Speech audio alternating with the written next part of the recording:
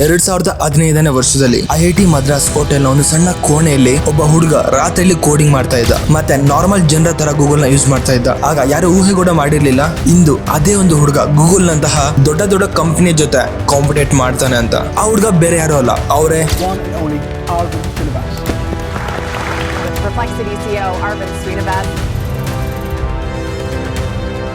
CEO Arvind Srinivas 2022ರಲ್ಲಿ ಪರ್ಪ್ಲೆಕ್ಸಿಟಿ ನ ಶುರು ಮಾಡಿದ್ದ. ಅರವಿಂದ್ ಶ್ರೀನಿವಾಸ್ ಇಂದು ಗೂಗಲ್ ನಂತಹ ದೊಡ್ಡ ದೊಡ್ಡ ಕಂಪನಿಗಳಿಗೆ ಕ್ರಿಯೇಟ್ ಆಗಿದ್ದಾರೆ. ಅವರೊಂದು ಕಂಪನಿಯ ವ್ಯಾಲ್ಯೂಯೇಷನ್ ಇಂದು 20 ಬಿಲಿಯನ್ಸ್ ಗೆ ತಲುಪಿದೆ. ಆದ್ರೆ ಒಬ್ಬ ಮಿಡಲ್ ಕ್ಲಾಸ್ ಹುಡುಗ ಇದನ್ನ ಹೇಗೆ ಪಾಸಿಬಲ್ ಮಾಡಿದ? ಮತ್ತೆ ಪರ್ಪ್ಲೆಕ್ಸಿಟಿಯಲ್ಲಿ ಏನ್ ಸ್ಪೆಷಲ್ ಇದೆ? ಕೆಲವೇ ವರ್ಷಗಳಲ್ಲಿ $1 ಬಿಲಿಯನ್ ಕಂಪನಿಯಾಗಿ ಈ ಒಂದು ದೊಡ್ಡ ದೊಡ್ಡ AI ಟೂಲ್ಸ್ ಗೆ ಯಾವ ರೀತಿ ಕಾಂಪಿಟೇಷನ್ ಕೊಡ್ತಾ ಇದೆ, ಬನ್ನಿ ಇವತ್ತಿನ ವಿಡಿಯೋದಲ್ಲಿ ಇದನ್ನ ಡಿಕೋಡ್ ಮಾಡೋಣ.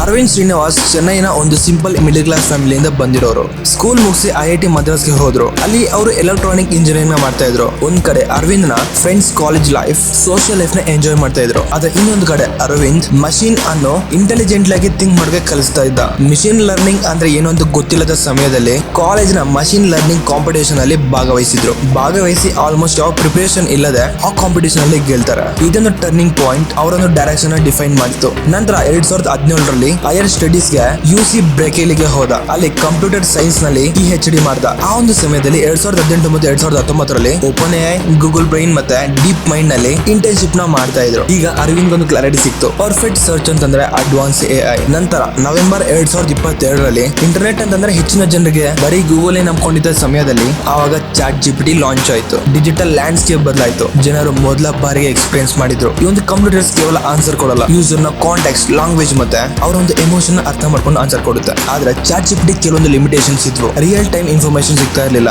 ವೆರಿಫೈಡ್ ರಿಸೋರ್ಸಸ್ ಕಾಣ್ತಾ ಇರಲಿಲ್ಲ. ಆದ್ರಿಂದ ಯೂಸರ್ಸ್ ಫುಲ್ಲಿ ಟ್ರಸ್ಟ್ ಮಾಡಕ್ ಆಗ್ತಾ ಇರಲಿಲ್ಲ. ಅಂಡ್ ಒಂದ್ ಕಡೆ ಗೂಗಲ್ ನ ರಿಸರ್ಚ್ ಮಾಡಿದ್ರೆ ಮಲ್ಟಿಪಲ್ ಲಿಂಕ್ಸ್ ಕೊಡುತ್ತೆ, ಮತ್ತೆ ಇನ್ನೊಂದ್ ಕಡೆ ChatGPT ಹ್ಯೂಮನ್ ಟಚ್ ನಲ್ಲಿ ಆನ್ಸರ್ ಕೊಡ್ತಾ ಇತ್ತು. ಆದ್ರೆ ಲಿಂಕ್ಸ್ ಅಥವಾ ಸೋರ್ಸಸ್ ಏನ್ ತೋರಿಸಲಿಲ್ಲ. ಸರಿಯಾಗಿ ಇಲ್ಲೊಂದು ಗ್ಯಾಪ್ ಇತ್ತು. ಈ ಒಂದು ಗ್ಯಾಪ್ ನ ಫಿಲ್ ಮಾಡೋದಕ್ಕೆ ಅರವಿಂದ್ ಶ್ರೀನಿವಾಸ್ ಅವರು ಇನಿಟಿವೇಟ್ ತಗೊಂಡ. ಇಲ್ಲಿಂದ ಪರ್ಪ್ಲೆಕ್ಸಿಟಿ ಕಾನ್ಸೆಪ್ಟ್ ಅನ್ನೋದು ಇವಾಲ್ವ್ ಆಯ್ತು. ಇಂಟರ್ನೆಟ್ ಇಂದ ರಿಯಲ್ ಟೈಮ್ ಡೇಟಾನ ಫ್ಲಿಚ್ ಮಾಡಿ ಕಾನ್ಶಿಯಸ್ ಸಮಾಜ್ ಅಲ್ಲಿ ಪ್ರೆಸೆಂಟ್ ಮಾಡಿ ಪ್ರತಿ ಆನ್ಸರ್ ಜೊತೆ ಕ್ರೆಡಿಬಲ್ ತೋರಿಸೋ AI. ಆದ್ರೆ ಅರವಿಂದ್ ಅವ್ರಿಗೆ ದೊಡ್ಡ ಚಾಲೆಂಜ್ ಬಂತು, ಅದೇ ಕ್ಯಾಪಿಟಲ್. ಯಾಕೆ ಅಂತಂದ್ರೆ ಕಟಿಂಗ್ ಎಡ್ಜ್ AI ಮಾಡಲ್ಸ್ ಮಾಡೋಕೆ $multi billion ನ ಇನ್ವೆಸ್ಟ್ ಮಾಡಬೇಕು. ಅದು ಅರವಿಂದ್ ಅವರಿಗೆ ಪಾಸಿಬಲ್ ಇರಲಿಲ್ಲ. ಆಗ ಅದೊಂದು ಟೈನಲ್ಲಿ ಅರವಿಂದ್ ಅವರು ಸ್ಟ್ರಾಟಜಿಕ್ ಆಗಿ ಥಿಂಕ್ ಮಾಡಿ ಅಪ್ಲೈ ಮಾಡ್ದ. ಬೇರೆ AI ಟೂಲ್ಸ್ ತರ ತಮ್ಮದೇ ಆದ ಮಾಡಲ್ಸ್ ನ ಕ್ರಿಯೇಟ್ ಮಾಡೋ ಬದಲು ಈ ವರ್ಲ್ಡ್ ಅಲ್ಲಿ ಆಲ್ರೆಡಿ ದ ಬೆಸ್ಟ್ ಮಾಡೆಲ್ಸ್ ನ ತಮ್ಮ ಒಂದು AI ಗೆ ಇಂಟಿಗ್ರೇಟ್ ಮಾಡಿದ್ರು. ಸೊ ಅದರಿಂದ ಪರ್ಪ್ಲೆಕ್ಸಿಟಿ ಒಂದು AI ಅಗ್ರಿಗೇಟರ್ ಪ್ಲಾಟ್ಫಾರ್ಮ್ ಆಯ್ತು. GPT, Gemini ಮತ್ತು LLM ನಂತಹ ಮಾಡೆಲ್ಸ್ ನ IPS ಮೂಲಕ ಇಂಟಿಗ್ರೇಟ್ ಮಾಡಿ ಯೂಸರ್ಸ್ ಗೆಲ್ಲ clear verified signal answer output ನ ಕೊಡುತ್ತೆ. ಈ ಒಂದು ಅಪ್ರೋಚ್ ನಿಂದ ಮ್ಯಾಸಿವ್ ಇನ್ಫ್ರಾಸ್ಟ್ರಕ್ಚರ್ ಕಾಸ್ಟ್ ಇಲ್ಲ, ಯಾವುದೋ ಒಂದು ಮಾಡೆಲ್ ಮೇಲೆ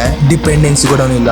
ಮತ್ತೆ ಬೆಸ್ಟ್ ಪಾರ್ಟ್ ಏನಂತಂದ್ರೆ ಫ್ಯೂಚರ್ ನಲ್ಲಿ ಯಾವುದೋ ಒಂದು ಮಾಡೆಲ್ ಮೇಲೆ ಲೀಗಲ್ ಕೇಸ್ ಬಂದ್ರೂ ಪರ್ಪ್ಲೆಕ್ಸಿಟಿ ಅದನ್ನ ಹೊಸ ಮಾಡೆಲ್ ರಿಪ್ಲೇಸ್ ಮಾಡಬಹುದು. ಅರವಿಂದ್ ನ AI ರೆಡಿ ಆಯ್ತು. ಆದ್ರೆ ಇವಾಗ ಲಾಂಚ್ ಮಾಡೋ ಸಮಯ. ಇದು ಅವರ ಒಂದು ಜೀವನದ ಮೊದಲ ಸ್ಟಾರ್ಟ್ಅಪ್. ಅದು ಗೂಗಲ್ ಮತ್ತು ಓಪನ್ AI ನಂತಹ ಅಗೇನೆಸ್ಟ್ ಆಲ್ರೆಡಿ ಇರೋ ಫೀಲ್ಡ್ ನಲ್ಲಿ. ನಂತರ ಡಿಸೆಂಬರ್ 7, 2022ರಂದು ಅರವಿಂದ್ ಮತ್ತು 3 ಕೋ-ಫೌಂಡರ್ಸ್ ಸೇರಿ ಪರ್ಪ್ಲೆಕ್ಸಿಟಿನ ಲಾಂಚ್ ಮಾಡ್ತಾರೆ. ಆದ್ರೆ ಅರವಿಂದ್ ಅವರು ಎಕ್ಸ್ಪೆಕ್ಟೇಷನ್ ಮಾಡಿದ್ದೇ ಆಯ್ತು. ಲಾಂಚ್ ಆದ ಕೂಡಲೇ ಪರ್ಪ್ಲೆಕ್ಸಿಟಿಗೆ ದಿನಕ್ಕೆ 3000 ಎಂಕ್ವೈರೀಸ್ ಬರ್ತಿತ್ತು. ಕೇವಲ ತಿಂಗಳಲ್ಲಿ ಅದು 1000ದಿಂದ ಮಿಲಿಯನ್ಸ್ ಗೆ ಬದಲಾಯಿತು. ಕೇವಲ ಒಂದು ವರ್ಷದಲ್ಲಿ ಕಂಪನಿ 1000x ಗ್ರೋತ್ ಅಚೀವ್ ಮಾಡಿತು. ಮತ್ತೆ ಪರ್ಪ್ಲೆಕ್ಸಿಟಿ ಗ್ರೋತ್ ಅನ್ನೋದು ಇಲ್ಲಿಗೆ ನಿಲ್ಲಿಲ್ಲ. ಒಂದು ರ್ಯಾಪಿಡ್ ಗ್ರೋತ್ ಮತ್ತು ಸಕ್ಸಸ್ ನೋಡಿ world's biggest chip marker Nvidia, Amazon founder Jeff Bezos ಮತ್ತು ಸಾಫ್ಟ್ ಬ್ಯಾಂಕ್ ನಂತಹ ಟಾಪ್ ಟೈರ್ ಇನ್ವೆಸ್ಟರ್ಸ್ ಕೂಡ ಜಾಯ್ನ್ ಆದ್ರು. ನಂತರ 2025 ಹೊತ್ತಿಗೆ ಪರ್ಪ್ಲೆಕ್ಸಿಟಿಯ ವ್ಯಾಲ್ಯೂಯೇಷನ್ ಬಂದು $20 ಬಿಲಿಯನ್.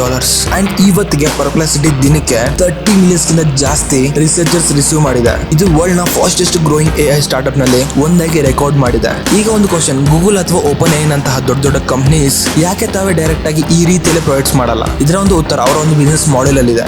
ಗೂಗಲ್ ನ ಪ್ರೈಮರಿ ರೆವಿನ್ಯೂ ಆಡ್ಸ್ ಇಂದ ಬರುತ್ತೆ. ಪರ್ಪ್ಲೆಕ್ಸಿಟಿ ಸ್ಟೈಲ್ ಆನ್ಸರ್ ಎಂಗೇಜಿಂಗ್ ತರ ಮಾಡಿದ್ರೆ ಯೂಸರ್ಸ್ ಲಿಂಕ್ಸ್ ನ ಕ್ಲಿಕ್ ಮಾಡಲ್ಲ, ಆಡ್ ಇಂಪ್ರೆಷನ್ಸ್ ಡ್ರಾಪ್ ಆಗುತ್ತೆ. ಇನ್ನೊಂದ್ ಕಡೆ ಓಪನ್ AI ಮತ್ತು ಮೈಕ್ರೋಸಾಫ್ಟ್ ತಮ್ಮ LLM APIs ಮಾರಿ ಬಿಲಿಯನ್ಸ್ ಜನರೇಟ್ ಮಾಡ್ತಾರೆ. ನ್ಯೂಟ್ರಲ್ AI ಇನ್ಫ್ಲೇಷನ್ ಲಾಂಚ್ ಮಾಡಿದ್ರೆ ತಮ್ಮ ಒಂದು ಓನ್ ಕಸ್ಟಮರ್ಸ್ ಜೊತೆ ಕಾಂಪಿಟೇಟ್ ಮಾಡಿದ ಹಾಗೆ ಕಾಣುತ್ತೆ. ಸೊ ಇಂದು ಅರವಿಂದ್ ಶ್ರೀನಿವಾಸ್ ಅವರ ವಿಷನ್ ಅತ್ಯಂತ ಕ್ಲಿಯರ್. ಫ್ಯೂಚರ್ ಸರ್ಚ್ ನಲ್ಲಿ AI ಆನ್ಸರ್ಸ್ ಅಲ್ಲಿ ಯೂಸರ್ಸ್ ಕೇವಲ ಸರ್ಚ್ ಮಾಡಕ್ ಬರಲ್ಲ, ಅಂಡರ್ಸ್ಟ್ಯಾಂಡ್ ಮಾಡೋಕೆ, ಕಂಪೇರ್ ಮಾಡೋಕೆ, ಲರ್ನ್ ಮಾಡೋಕೆ ಬರ್ತಾರೆ. ಮತ್ತೆ ಈ ಸ್ಟೋರಿ ನಿಮ್ಗೊಂದು ವಿಷನ್ ಪ್ರೂವ್ ಮಾಡುತ್ತೆ. ವಿಷನ್ ಒಂದು ಕ್ಲಾರಿಟಿ ಮತ್ತೊಂದು ರೈಟ್ ಡೈರೆಕ್ಷನ್ ಇದ್ರೆ ಮಿಡಲ್ ಕ್ಲಾಸ್ ಬ್ಯಾಕ್ ಗ್ರೌಂಡ್ ಇಂದ ಒಂದು ಹುಡುಗ ಕೂಡ ಗೂಗಲ್ ನಂತಹ $1 ಬಿಲಿಯನ್ ಅಗೇನೆಸ್ಟ್ ಗೆ ಚಾಲೆಂಜ್ ನ ಹಾಕಬಹುದು. ಸೊ ಈ ವಿಡಿಯೋ ನಿಮಗೆ ಏನ್ ಅನಿಸ್ತು ತಪ್ಪದೆ ಕಮೆಂಟ್ ಮಾಡಿ. ಅಂಡ್ ಈ ವಿಡಿಯೋಗೆ ಇನ್ನೂ ಲೈಕ್ ಮಾಡಿದ್ರೆ ತಪ್ಪದೆ ಲೈಕ್ ಮಾಡಿ. ಅಂಡ್ ಇದೇ ತರ ಮತ್ತಷ್ಟು ಬಿಸಿನೆಸ್ ಕೇಸ್ ಸ್ಟಡೀಸ್ಗೋಸ್ಕರ ತಪ್ಪದೆ ಈ ಚಾನಲ್ ಸಬ್ಸ್ಕ್ರೈಬ್ ಮಾಡ್ಕೊಂಡು ಸಪೋರ್ಟ್ ಮಾಡಿ. ಸೊ ನೆಕ್ಸ್ಟ್ ವಿಡಿಯೋದಲ್ಲಿ ಇದಕ್ಕಿಂತ ಒಂದು ಇಂಟ್ರೆಸ್ಟಿಂಗ್ ಆಗಿರೋ ವಿಡಿಯೋ ಜೊತೆ ನಿಮ್ಮ ಮುಂದೆ ಇರ್ತೀನಿ. ಅದೆಲ್ಲ ಇರ್ತೀಗ. Thank for watching. This is Yashwant signing off. Bye guys.